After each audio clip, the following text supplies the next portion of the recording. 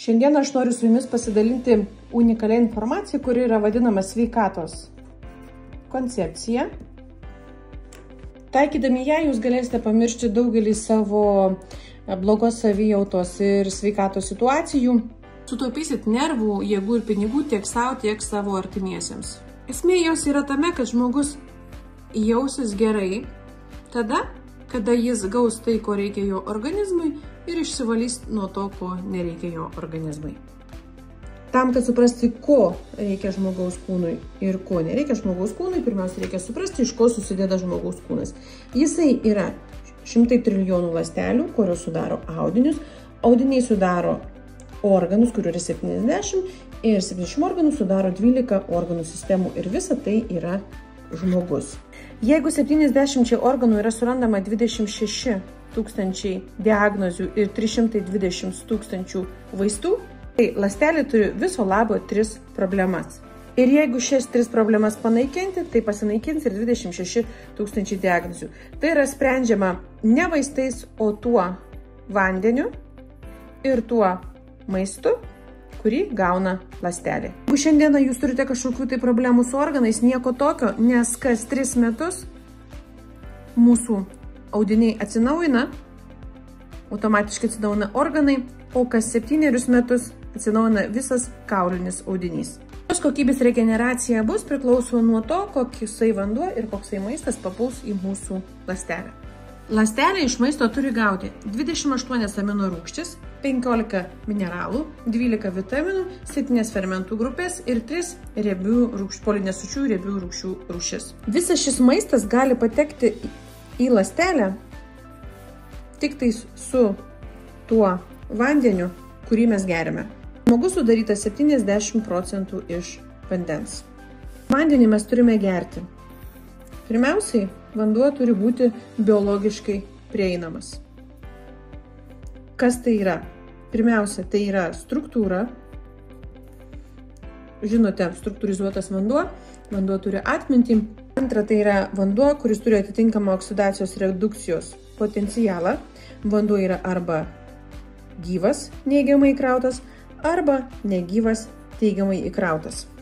Krano vanduo yra teigiamai įkrautas, buteliuotas vanduo yra teigiamai įkrautas, filtruotas vanduo yra teigiamai įkrautas. Trečias parametras tai yra vandens pH. Yra mūsų organizme gyvybės ir mirties skalė, tai yra mūsų kraujas yra tokio pH. Viskas, kas yra į mažesnę pusę, yra mirties zona, viskas, kas yra į didesnę pusę, yra gyvybės zona. Todėl ir vanduo turi būti maksimaliai panašus į šį skaičių. Krano vanduo dažniausiai yra kažkur tai tarp 6–6,5. Jeigu vanduo netitinka šių pagrindinių 3 parametrų, jisai yra daug sunkiau įsisavinamas ir toksai vanduo vagia iš žmogaus energiją ir jėgas. Vidutiniškai žmogus paskaičiuota, kad turėtų gyventi apie 120 metų, dėja, dėl to, kad jisai eikvoja daug energijos maisto ir vandens netinkamai įsisavinimui, gyvename apie 60–70 metų. Taigi yra produktai, kurie gali pakeisti jūsų gerimo vandens parametrus, tai yra struktūra, oksidacijos redukcijos potencialą, pH pusiausvyrą. Negana to, tam, kad visa mityba pasisavintų per tinkamą vandenį, mums reikalingas yra švarus organizmas. Pirmas švarus turi būti virškinimo traktas, tai yra kaip kriauklė.